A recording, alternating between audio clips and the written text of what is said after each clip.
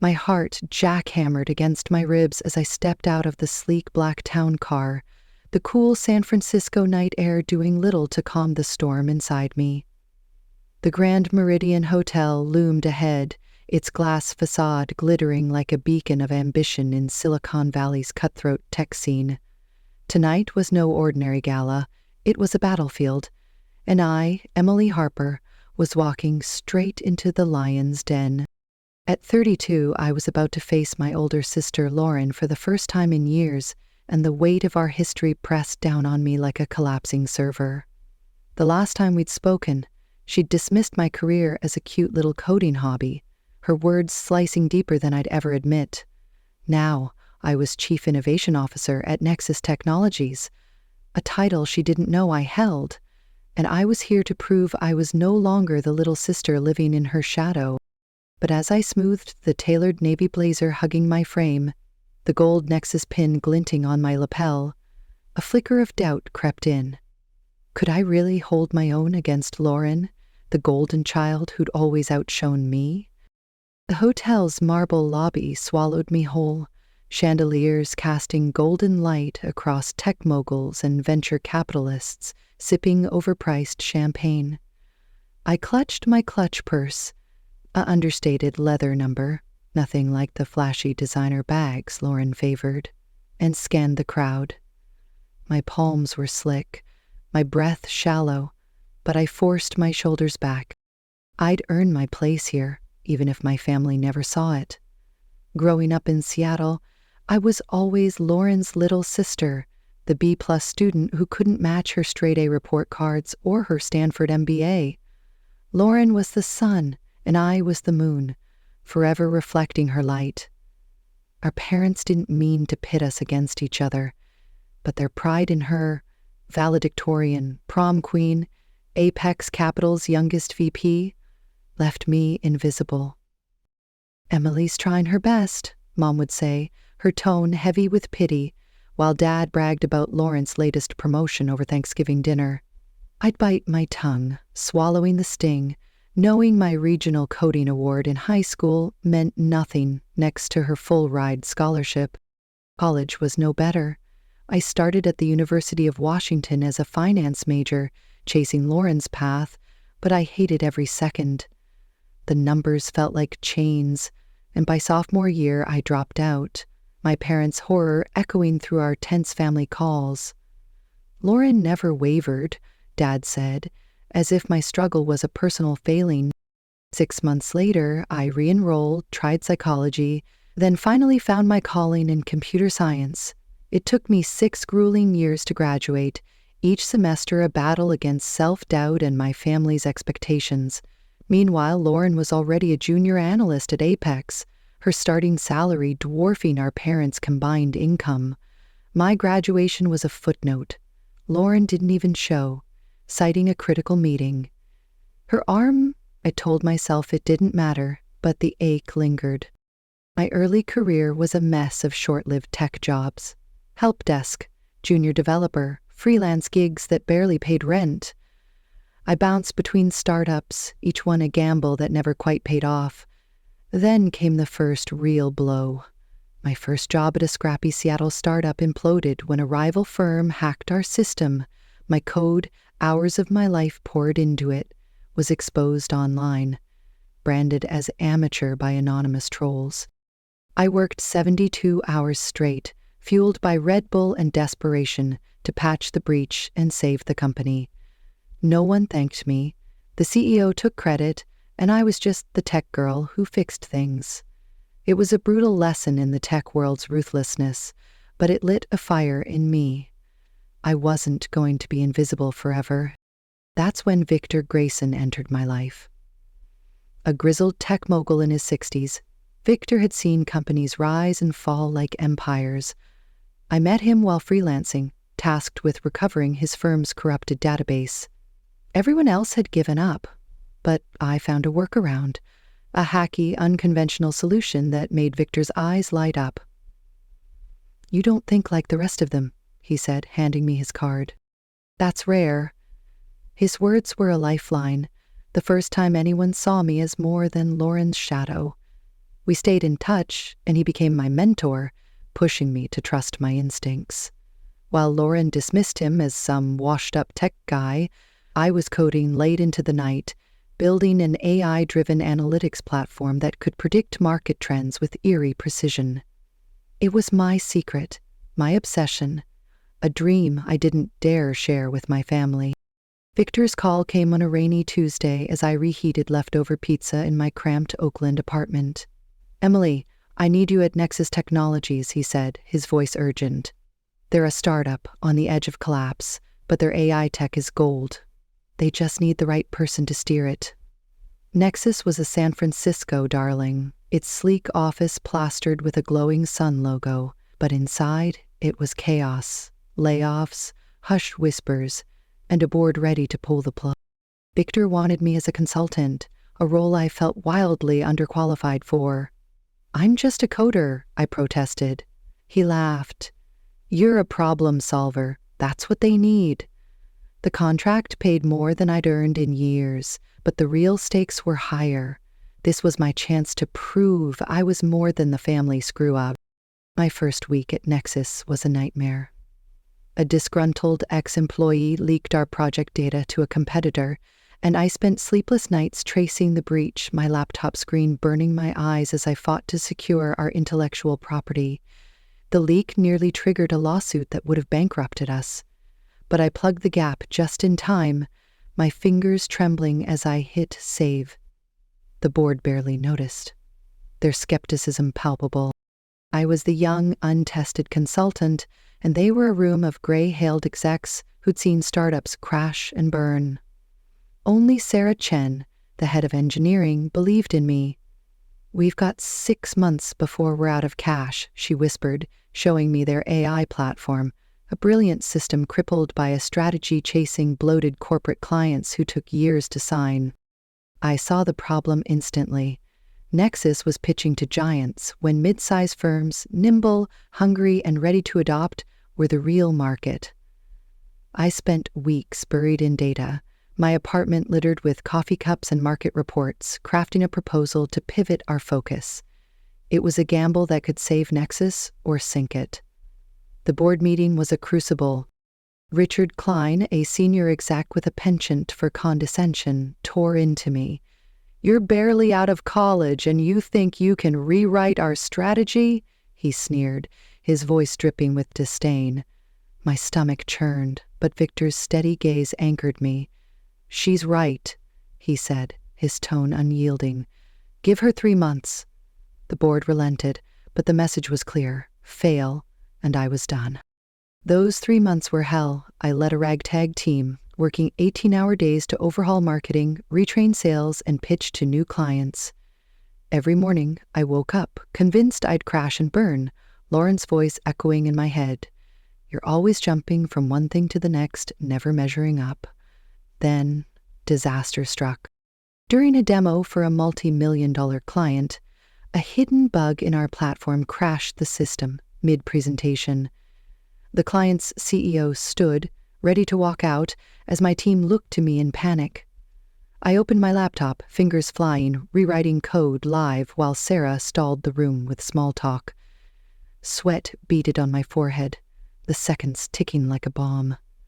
I fixed it with moments to spare, the platform roaring back to life. The client signed, but I collapsed in the bathroom afterward, my vision blurring from exhaustion.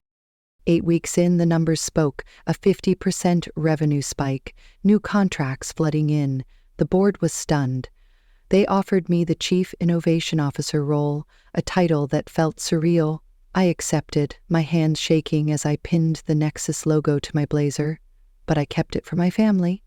Lauren's smug laughter, Mom's pitying sighs, Dad's endless comparisons. I wasn't ready for their judgment. I needed to prove I deserved this. Not just to them, but to myself. Then came the bombshell. Apex Capital, Lauren's firm, was eyeing Nexus for a hostile takeover. The board saw dollar signs, but I saw a threat to everything we'd built. Sarah warned me of whispers.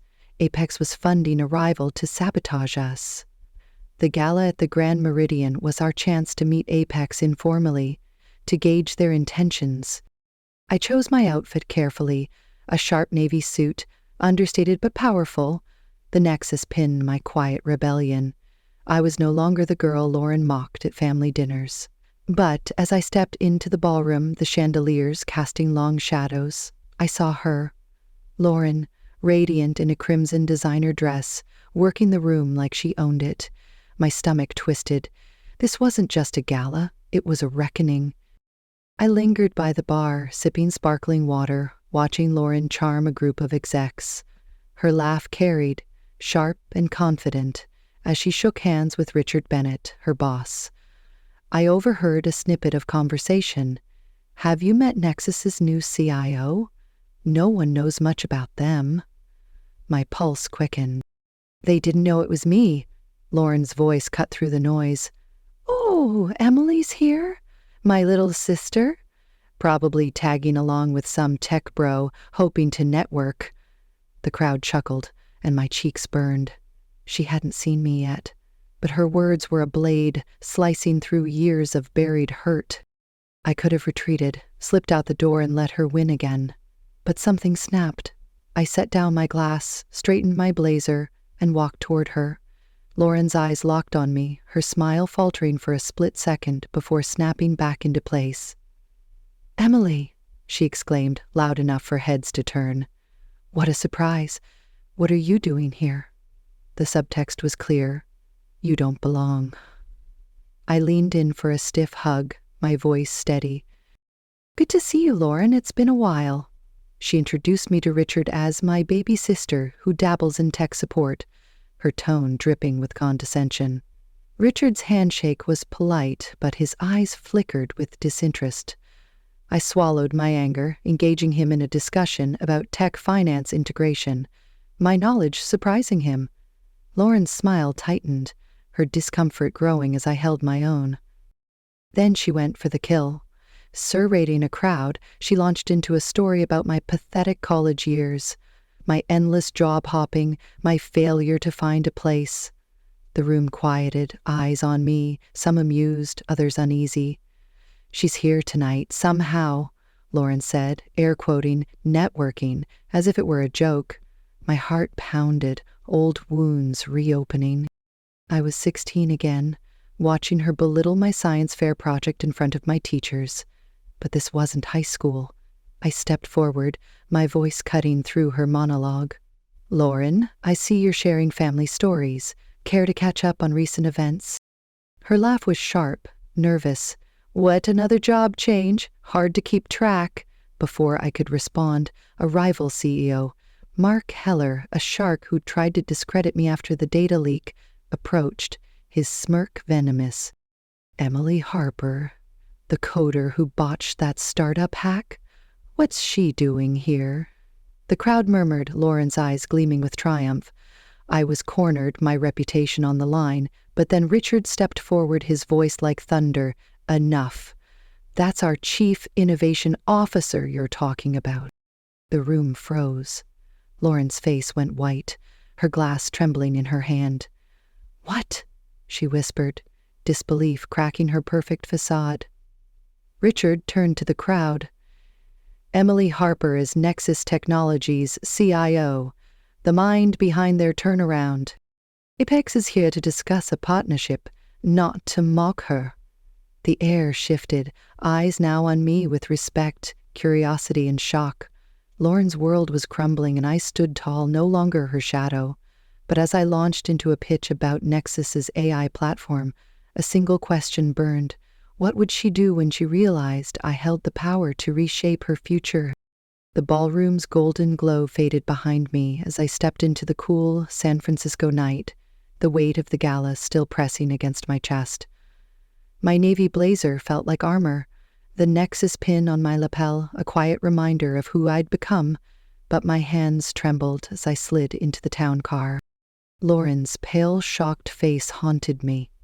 Her perfect composure shattered when Richard Bennett, her boss, declared me Nexus Technologies' Chief Innovation Officer. I'd spent years hiding in her shadow, but tonight I'd stepped into the light, and the fallout was only beginning. My phone buzzed, a text from Sarah Chen, my head of engineering. "Servers under attack. Get to HQ now." My stomach dropped. The gala had been a triumph, but the hacker group targeting Nexus wasn't done with me yet. As the car sped through the city's neon-lit streets, I braced for the next battle, knowing Lauren's humiliation was just the opening act. Nexus's headquarters, a sleek glass tower in Soma, was a ghost town at 2 a.m., save for the glow of monitors in the war room. Sarah met me at the elevator, her face taut with urgency. "It's the Shadow Collective," she said, leading me to a bank of screens flashing red alerts. "They hit us an hour after your speech went viral on X. They're trying to crack our AI platform's core."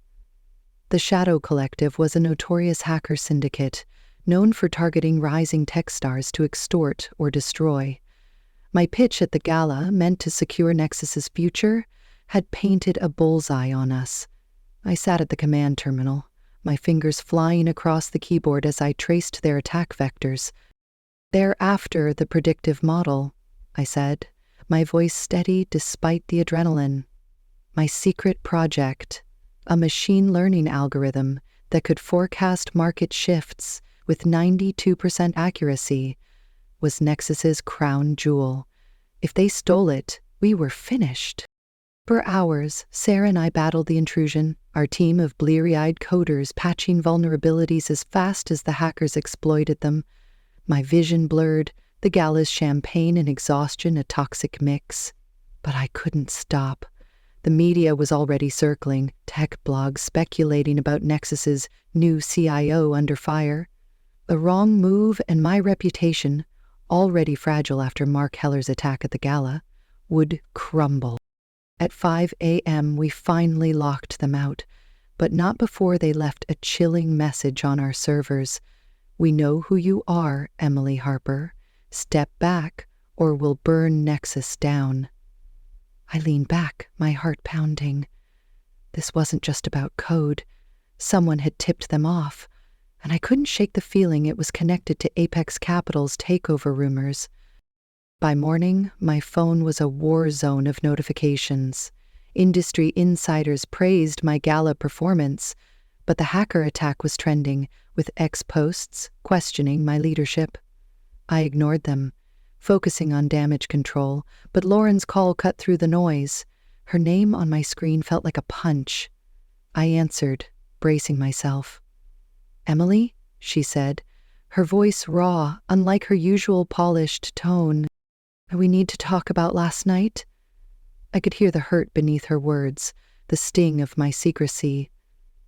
"I didn't mean for you to find out that way," I said, sitting on the edge of my desk, the city skyline gray through the window.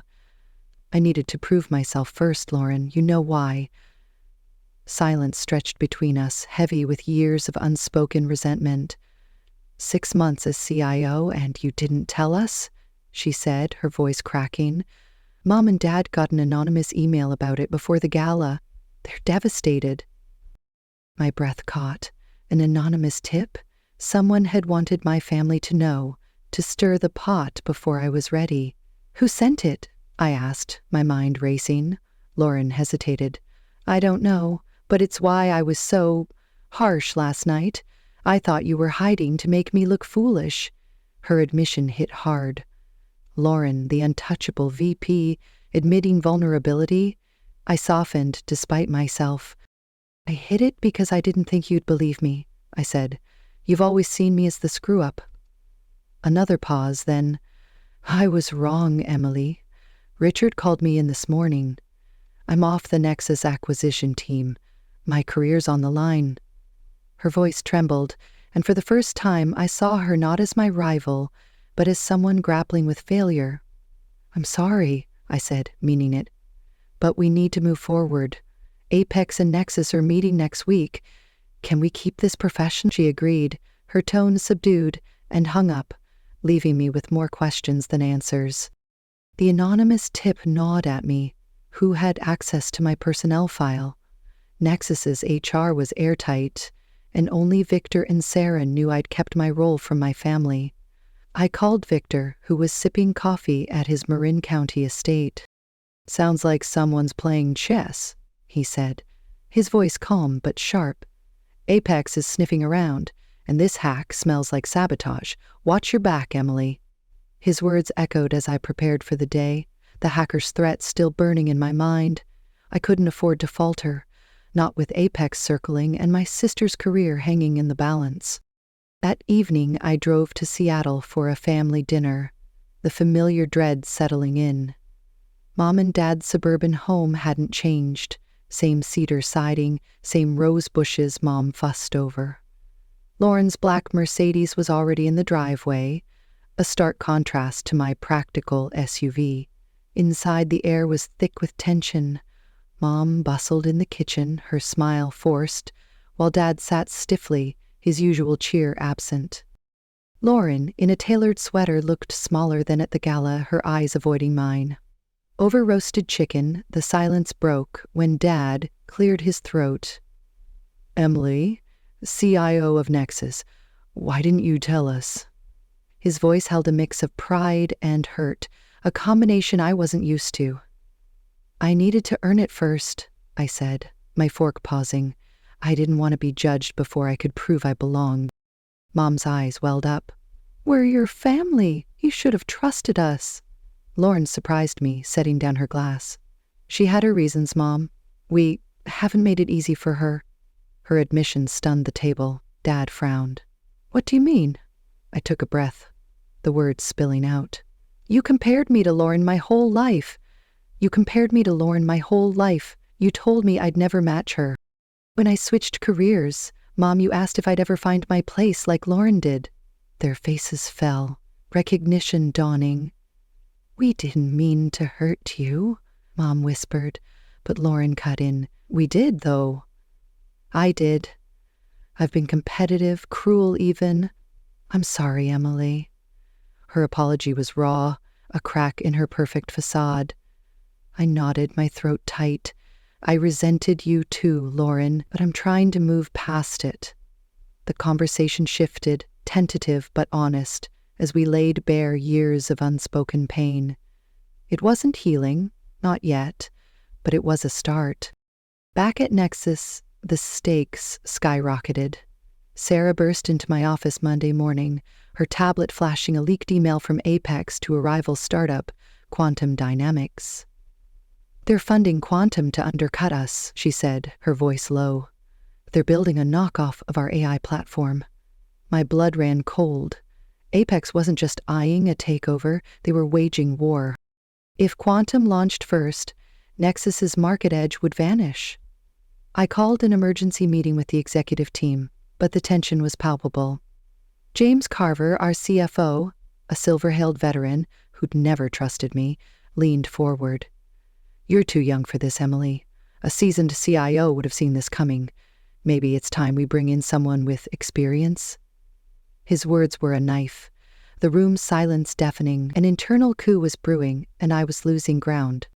I stood, my voice steady despite the panic. "I saved Nexus from bankruptcy in 8 weeks. I'll handle this. Give me 48 hours.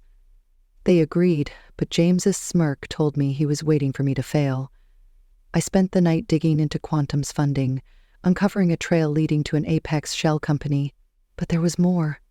A cryptic reference to a mutual connection between Apex and Victor, my mentor, the man who'd opened every door for me, tied to my sister's firm. The betrayal stung, but I couldn't confront him yet. I needed proof.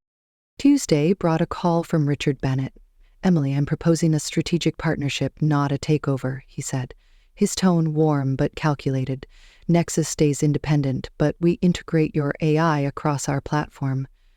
It was the deal I'd dreamed of, but Apex's shadow games made me wary. "Send the details," I said, keeping my cards close. Then, a bombshell. "I'd like Lauren to lead our tech integration. She's sharp, knows our systems. What do you think?" I froze. Lauren, working with me? After everything? But her operational skills were unmatched, and I saw an opportunity to bridge our divide.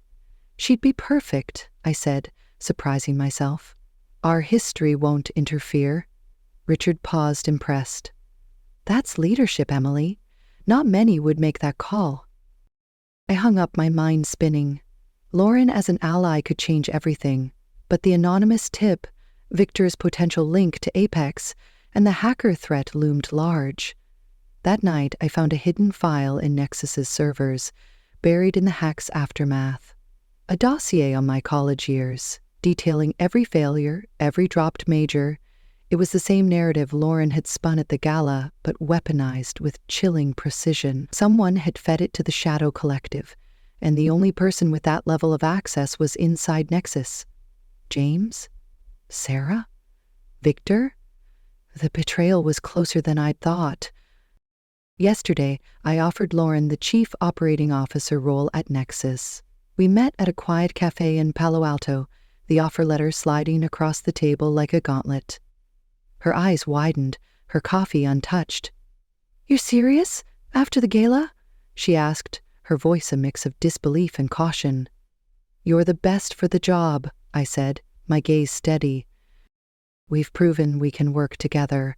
Apex is playing dirty, and I need someone I can trust." She scanned the letter, her fingers tracing the salary line. "A generous but fair market rate. What about Richard? Apex is my life." I leaned forward. I spoke to him. "He's keeping a board seat open for you. This is your chance to build something new." She folded the letter, her expression unreadable. "I need time," I nodded. But as she left, I wondered if I'd just handed my rival a loaded gun. Lauren accepted 3 days later, her voice firm over the phone. "I'm in. Let's make this work." But her arrival at Nexus was rocky. Employees whispered about the gala, some accusing me of nepotism. James fueled the fire, his subtle jabs in meetings undermining my authority. "Hiring your sister? Bold move for a rookie CIO," he said, his smile venomous. I countered with transparency, holding an all-hands meeting to outline Lauren's qualifications and our vision. Slowly, her efficiency won them over, streamlining processes with a precision I envied. But the tension with James lingered, his coup gaining traction among a few board members. Late one night, as Lauren and I pored over quarterly projections, the office silent around us, she broke. "I don't know how you do this," she said, her eyes red from exhaustion. "The pressure, the responsibility, it's crushing." I handed her a coffee, sitting across from her. "I was terrified when I started," I admitted. "I still wake up at 3 a.m. convinced I'll tank Nexus." Her surprise mirrored my own vulnerability. "I thought you had it all figured out," she said, her voice soft. "I've been faking it my whole life, Emily. Everyone expects perfection, and I'm terrified of failing." The confession cracked something open between us. "I thought you were perfect," I said. "I never saw the pressure." We sat in silence, the weight of our childhood rivalry dissolving into something new, understanding. The breakthrough came at a joint Nexus Apex board meeting. Lauren was presenting our integration plan when a board member, an Apex loyalist, dismissed her, suggesting a simpler approach that would gut our AI's integrity. Before I could speak, Lauren shut him down. "With respect, sir, that would compromise the system's architecture, which, as CIO Harper has emphasized, is non-negotiable." Her nod to me, calling me CIO Harper, was small but seismic. For the first time, she saw me not as her little sister, but as a leader. I caught her eye in the hallway after, a grin breaking through. "Nice save," I said. She shrugged, but her smile was genuine. "It was the right call. Your tech's a game changer." The anonymous tip's origin surfaced a week later. Sarah traced it to a burner email linked to James's personal assistant, who'd been feeding Apex intel. I confronted James in a closed-door meeting, his face paling as I laid out the evidence. "You're done," I said, my voice cold. "Resign or the board sees this." He left that day, his coup crumbling, but the victory was bittersweet. Victor's connection to Apex remained a shadow, a cryptic note in the dossier hinting at a past deal gone sour. Was he playing both sides? And what was the game-changing innovation I'd been developing? A neural network that could predict global market crashes? It was nearly ready, but unveiling it risked everything, especially with Lauren now at my side. As I stood in my office, the city lights sprawling below, I felt the weight of my journey. The gala had been my crucible, but this, navigating betrayal, rebuilding with Lauren, outsmarting Apex, was my legacy. Lauren knocked, her silhouette in the doorway. "Ready for the next fight?" she asked, a spark in her eyes I hadn't seen since we were kids. I nodded, the Nexus pin glinting on my lapel. Always. The road ahead was treacherous, but for the first time, I wasn't alone. I'd stepped out of Lauren's shadow, not to eclipse her, but to shine beside her, whatever came next. Hackers, takeovers, or secrets, I was ready to lead, not just for Nexus, but for myself.